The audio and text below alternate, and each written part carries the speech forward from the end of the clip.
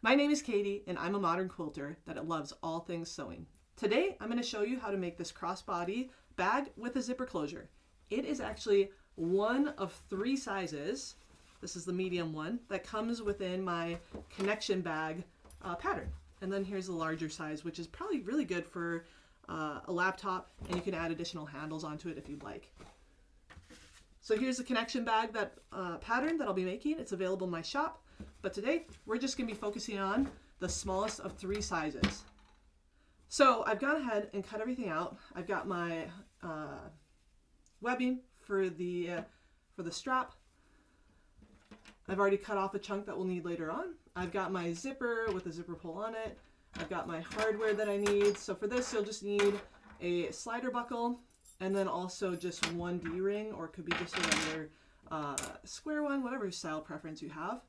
I got all this fabric and hardware from Stitch Supply Co. out of Wisconsin. So they're just in a neighboring state next to me, and they send you great project bags to store everything in. Along with that, this is going to be considered my fabric. Let's see. Let's say this is my fabric B. Might want to reference that. Yeah, so that'll be actually my fabric A. And then from there, I've got what will be the outside portion of the bag. I typically like to select something that's a little bit darker, just because if you set it on the ground or if it does get wet or dirty for any reason, it kind of hides the dirt better. So we got two of those. One's going to be a little bit shorter. I've got two of my fabric B. This is going to be the pocket lining, or the interior pocket for your fabric B, that lighter color. And then I have my lining fabric, which is this really nice lavender lilac color. So Art Gallery fabrics for this one. This is going to be Robert Kaufman Essex linen, and same with that. So let's go ahead and dive in. What I'm going to do is go ahead and grab the two shortened pieces of my fabric A and fabric B, and I'm going to sew along the very top edge here. So I've gone ahead and pressed open my seam and then pressed it back and top stitched along the exterior pocket here. Now what I'm going to go ahead and do is, since I've transferred all of my darts, the lines for my darts, onto all my pieces, I'm going to go ahead and with this exterior pocket, you're going to treat it as one layer. I'm going to match my darts and then go ahead and seam those. So once again, following the lines that I had transferred on here, just going to grab a couple of pins.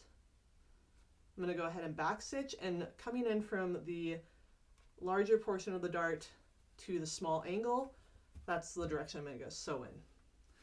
All right, now that I have all my darts sewn on all the pieces that are required, I'll go ahead and grab my last piece of fabric A. It's going to be the larger, well, it's the only fabric A left. And then go ahead and layer that exterior pocket that we just made with the two fabric A right sides together. So before I do any type of basting, what I'm going to do is I'm going to just go ahead and mark a line at the center of my exterior pocket here, and then I'm just going to top stitch right down the center of it on that line that I'm going to mark. Once we get the center line stitch, I'm going to go ahead and then baste around this outside perimeter just so everything stays stitched into place. And then we're going to go from here and make our interior slip pocket. So we're going to grab the two rectangles that you have together, and what we'll do is go ahead and stitch around them, leaving a gap so that way you can flip it inside out, and then we'll do a top stitch and then add it to one of our lining pockets. All right, from here we now have our slip pocket where you can slide anything in there. I've got that secondary one because I top stitch right in the middle. I captured that seam allowance, that was that opening, and I'm going to go ahead and just, I'll trim these now. Why not? Because if I don't trim them now, I probably won't trim them ever, right? I don't know if if anyone else is in that camp with me, but if I don't trim my threads as I go, it's just not going to happen. All right, we're going to go ahead and put our zipper tabs onto the zipper. I am using a plastic zipper, so quick heads up, if you're using a plastic zipper and you want to sew through the zipper, that's fine. You'll just want to go really slow so that way you don't break a needle. If you are using a metal zipper at all, best practice is to sew up to the zipper and then put your needle in the up position, slide past that metal zipper, and then put down your needle down, and then go ahead and continue sewing. So that way you don't break a needle, because it's almost guaranteed to happen when you've got two pieces of metal colliding together. So now we're on to the fun part of actually starting to assemble the crossbody bag. So I've got my lining fabric, the one that does not have the slip pocket in it. I have my exterior slip pocket, the front of the bag here. I'm just gonna gently lay these here. And then I've got my zipper, right? So what I wanna go ahead and do with my zipper up and your lining up, I'm just gonna put this here so I don't have to keep turning around. So I've got my fabric seat right side up. I've got the zipper tabs right side up. And I'm just making sure the lining fabric and the exterior fabric line up. And then that all the top is lining up properly, okay? From here, we're gonna go ahead and we will sew along that top seam with a 1/4 inch seam allowance. We're gonna kind of repeat what we just did. So we've got C with our right side up, because we're going to want the lining to face each other, right? And just repeating what we just did. So going ahead and lining up the previous lining fabric. And then we're going to go ahead and take the last back exterior, and then we're going to go ahead and sew that 1/4 inch seam allowance again. The two lining fabrics away, so you'll see we got proper lining fabrics. They're both showing right sides up, and same with the exterior. What I'm going to do is go ahead to my pressing mat and press both the lining and the exterior fabrics away from the zipper. And then I'm gonna go ahead and do a top stitch on either side of the zipper, so that way these two stay proper and are nice and flat. I'm gonna go ahead and bring the two exterior fabrics together. And then I'm gonna go ahead and nest those darts. And I will do the same on the lining side. So now we're gonna go ahead and use a 1/2 inch seam allowance to go around the entire bag. Oh, first things first, make sure you open your zipper at least halfway. And then I like to make sure, well, let's go all the way.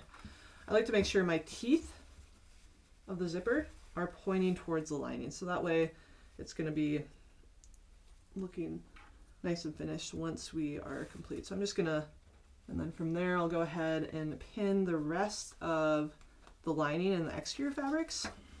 I'll pin around here, and then you'll want to keep probably about a 4 inch opening right at the bottom of your lining.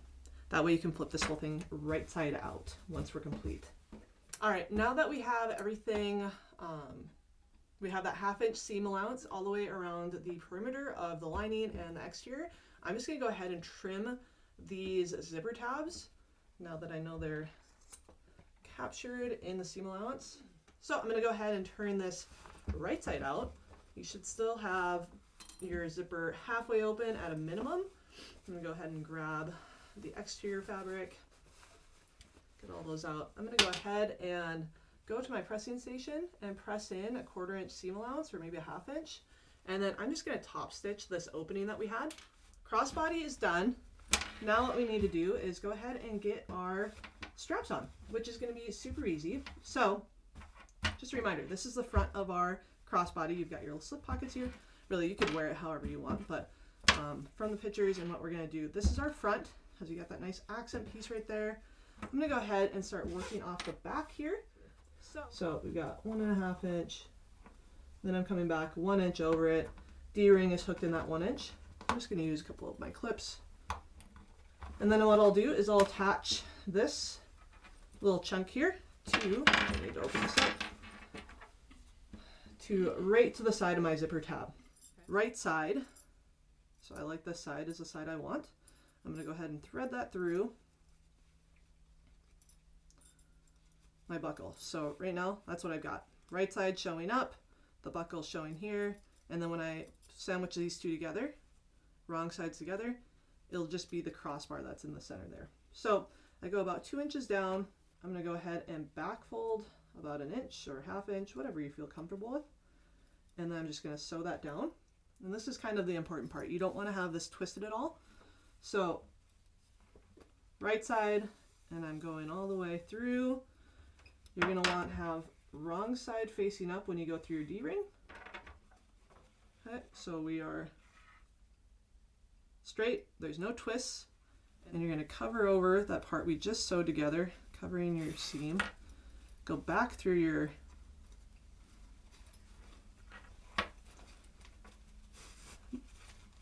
your slider. So now we still have right sides facing out, wrong sides together. Fold 1 inch of the raw edge underneath. We're going to go ahead and line it up with that zipper tab, just like we did on the other one. All right, and there you have it. You've got your first crossbody bag with a zipper closure. And in the next video, I'll show you how to make a darling kid's boat with life jacket for a beloved stuffed animal.